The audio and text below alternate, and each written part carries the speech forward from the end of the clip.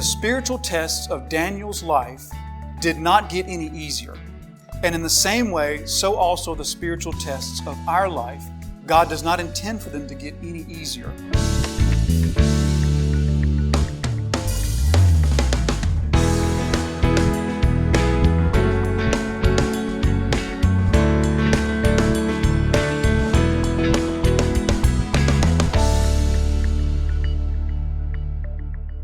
I need not tell you that we have a fantastic passage of Scripture lined up for us this morning. Daniel chapter 6. You all know Daniel in the den of the lions. Daniel chapter 6, one of the most beloved and well-known stories of our entire Bibles. Probably the most loved story in the book of Daniel.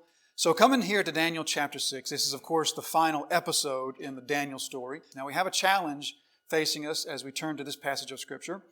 We have a challenge every time we turn to the Scriptures, but it's not always the same challenge. Sometimes we have the challenge of just a difficulty of the teaching, such as our challenge in Ephesians chapter 1.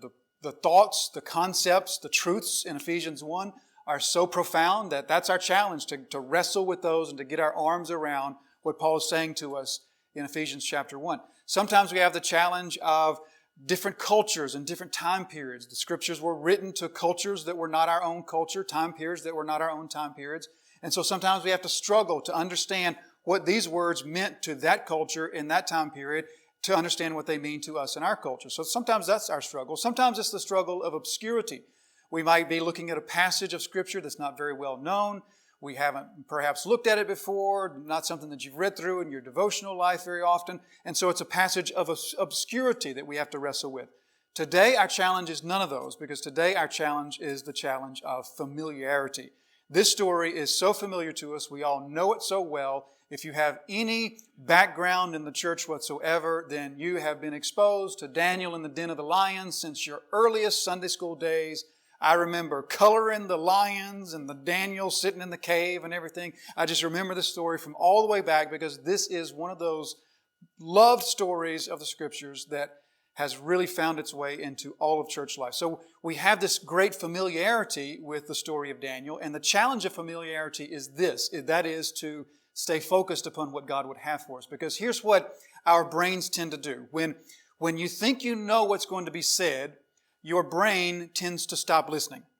And in the same way, when we turn to the spiritual truths, when you think you know the spiritual lessons that God has for you, your soul tends to stop listening, because you seem to, or you think you know what's coming. That's always the case when somebody's telling you a story. Anybody ever told you a story that maybe they've told you before and they forgot they told you, and you know how the story is going to, don't you just sort of tune out halfway through it because you know how the story is going to be? The same thing can happen when we turn to passages that are so familiar like Daniel chapter 6, is we feel like we know the story and we can just sort of lull ourselves into not paying attention. So our prayer this morning is that God would grant to us the blessing of attentiveness and the blessing of just approaching this story with fresh eyes, just anticipating what He might have for us this morning. So as we turn to Daniel chapter 6, we realize here there's some themes that are still going on, larger themes in the book. We've talked about the purpose of the book. The whole point of the book is the sovereignty of God over the nations, and how God is, in His sovereignty over the nations, He allows and He even brings about suffering and persecution for His people. He ultimately delivers His people from that, and very often, as we see in the book, He delivers them through it. But the overall point here is the sovereignty of God over the nations, and how God has all this plan. This is part of His plan. As we said from the words of the psalmist, God holds the heart of the king in His hand like the stream, and He directs it where He wishes. So this is the overall point of the book, but we're also seeing these other themes that have been playing themselves out. We'll just kind of summarize them now since we're at the end of the episodes. One is, of course, the theme of yet another king and another kingdom. So here comes another king, here comes another kingdom, and Daniel is still in place. Daniel will be in place until the Most High God is no longer pleased to have him there and moves him somewhere else. Daniel will remain until God is done with him there. Yet kings and kingdoms rise and fall and come and go. So that's one theme. Another theme that we see, and as we work through chapter 6, we won't necessarily point these out. I'm pointing them out now so you can kind of have them in the back of your thoughts as we look at this. But another theme that we will see is the theme of the constant harassment of the kingdom of evil towards the kingdom of good. That's been a theme since chapter 1. The kingdom of evil, the kingdom of darkness, just harasses the kingdom of good and the people of the kingdom of good. That we've seen this in Daniel and, of course, his three friends, and now back to Daniel again in chapter 6. So the harassment of the kingdom of evil against the kingdom of good, and then the last sort of overarching theme that we're going to see played out here for the final time in Daniel chapter 6 will just be the theme of the godliness of God's people as they live in a world of hostile wickedness, and how God will preserve them through that. And most often, in fact always in the story of Daniel, they come out in the end of that hostility to the better. They come out being exalted, being lifted, being vindicated. So that's a theme of the hostility of the kingdom of evil towards God's people, but God's people maintain their holiness and their faithfulness through that. God preserves them through that, and then they're exalted at the end of that. So those are a couple of overarching themes that we come to. So now let's begin the story. The story begins, as we did last week, at the end of chapter 5. Remember, all these chapter divisions are artificial, so the story really flows from one episode to the next. So to begin with chapter 6, the last verse of chapter 5 prepares us to begin into chapter 6. And the last verse of chapter 5 reads this way. That very night, because remember the setting here, once again from chapter 5, was Belshazzar was on the throne. Belshazzar was this really poor king, and the Persians are at the gate. They're seizing the city, or they're sieging the city, I should say. Not seizing. They seized it later. They're sieging it now, and they're at the gates, and Belshazzar is drinking and making this big public spectacle of how comfortable he is inside the gates of Babylon. And the whole point, which we saw at the end of chapter 4, was God will humble the proud. So Belshazzar is the picture of the proud man that God humbles in such great fashion that we saw in chapter 5. Now Belshazzar is killed in chapter 5. He passes off the scene. Now Babylon has fallen. All of this is a foreshadowing, a premonition of Revelation 18 when the kingdom of evil, Babylon, falls. But Babylon falls here in chapter 5, and now the Persians have taken over the kingdom of Babylon. And that's where we begin at the last verse here. That very night, this was the night that Belshazzar died, or was killed. That very night, Belshazzar and the Chaldean king was killed. And Darius the Mede received the kingdom, being about 62 years old. Verse 1, it pleased Darius to set over the kingdom 120 satraps to be throughout the whole kingdom. So let's stop right there. And let's begin by getting something out of the way that's kind of dull, but is needed. You need to hear this. It's not the most exciting part of the message, but this will prove helpful, I believe. When we speak of King Darius, you should know that secular history knows nothing of a King Darius of the Persian Empire. That's important to know because you may come across something to the effect that the Bible claims that there was this King Darius when history shows us there never was such a thing as a King Darius. That's the kind of thing that the History Channel likes to show. That's the kind of thing that the Discovery Channel likes. So we need to face it head on. One of the things that we come to here in the book of Daniel, as we talked over and over about, is that Daniel is one of those books that is the favorite target of those who don't have a supernatural view of Scripture. They view Scripture as the work of man, not supernatural in origin, not inerrant. And we've talked about, like last week, we talked about Belshazzar. And we talked about how the Bible portrays Belshazzar as the last king of Babylon, when secular history for a long time thought that Nabonidus was the last king of Babylon, because secular history knew nothing of Belshazzar until we said last week, a few decades ago, they discovered the cylinders of Nabonidus. Remember that? That talked about how Nabonidus set up his son as the co-regent. His son was Belshazzar, and for the last 10 years of the Babylonian Empire, there was a co-regent in Babylon. His name was Belshazzar. So secular history vindicated the scriptural record in that sense. Okay? So a similar thing is happening here. We're told that the king on the throne is this King Darius, yet secular history knows nothing of a Persian king by the name of Darius. So the first thing to say is this. It really doesn't matter if secular history knows about King Darius or not. The Scriptures do. Now, when we think about ancient history, we know so little about ancient history. There are so many holes in what we know about ancient history that it should bother us in no way that secular history doesn't have a record of King Darius. We're talking about history that's over 2,500 years old. And the only records for this are copies of things that were originally written on clay. So there are so many holes in what we know about for example, the ancient Persian Empire, that it really is of no concern to us, or little concern to us, that secular history doesn't know about a King Darius. So that's the first thing to say there. Our faith in the Scriptures does not depend on secular archaeology vindicating what the Scriptures say. We believe what the Scriptures say, and sooner or later, archaeology will prove that out, just like we saw last week with Belshazzar. So with that being said, there are a couple of options that we should be aware of as to who this fellow Darius is and what sort of relationship he has here to Daniel. So there is a king by the name of Cyrus. Secular history sees Cyrus, or understands Cyrus, to be the king of Persia during this period. Now the Bible is well familiar with King Cyrus. Ezra chapter 1 talks about King Cyrus, about how he declared the edict that the captives could return to the land of Israel. Isaiah knows of Cyrus because God prophesies through Isaiah. He calls Cyrus his tool that he will use. Also, the prophet Jeremiah knows of Cyrus. So the Bible knows of King Cyrus. King Cyrus was the king of the Persian Empire at this time. But who is this fella, Darius? The options that we have are this. Number one, King Darius wasn't the king of the Persian Empire, but instead he was the king of Babylon. Babylon, when it was conquered by Persia, did not become the capital of the Persian Empire.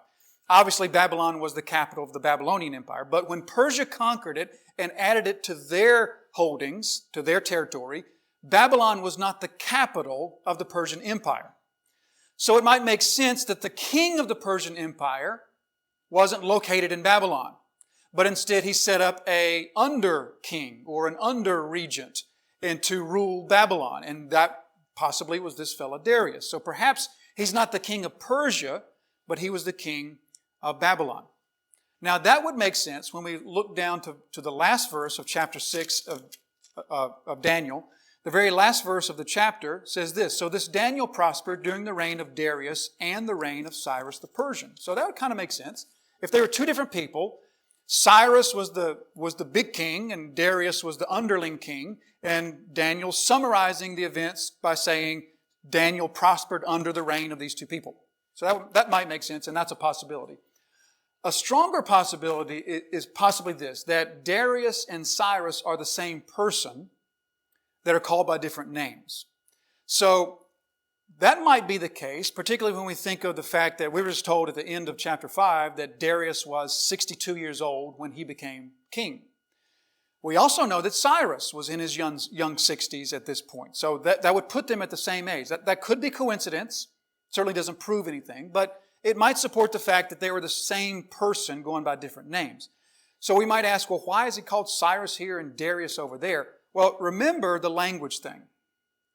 We were talking about, okay, there's Hebrew, and then there's the Aramaic language. Remember how we talked about this section of Scripture is written in Aramaic? Well, then there's Akkadian, which was the language of the Babylonians. Now there's Persian. That's 4 languages. Doesn't it make sense that there would be more than one name that the same person is called by when you're talking about 4 languages being bounced around? You ever known somebody that in one language they were sort of called by one name and another language called by another name? Right? Like James. In Spanish, James would be Santiago. So it's kind of the same sort of thing, that maybe Cyrus and Darius are the same person by different names. There's these different languages going on. So that would possibly make sense. And that also coincides with the final verse here of chapter 6. Chapter 6 again ends this way. So this Daniel prospered during the reigns of Darius and the reign of Cyrus the Persian. That could also be translated, he prospered during the reign of Darius, which is to say, Cyrus the Persian. Could be translated that way. We also know that Cyrus, the king of Persia, was also by heritage related to the Medes. So that would make sense why he was called Darius the Mede and also Cyrus the Persian. That would kind of make sense too. A final possibility is that they are the same person still, but this Darius is not his name, but Darius is his title. Because Darius literally means one who holds the scepter. All of that is incredibly dull, isn't it? And really is of limited help, except to say, when the time comes that you turn on the History Channel and you hear them say, the Bible talks about King Darius, but there never was a King Darius. You know, okay, there's more to the story than that. So with that being said, this fellow Darius is the king. He may be the same individual as Cyrus, or he may be an underling of Cyrus, but either way, he's the king of Babylon. So now let's begin the story in earnest. Again, verse 30, that very night Belshazzar, the Chaldean king, was killed, and Darius the Mede received the kingdom, being about 62 years old.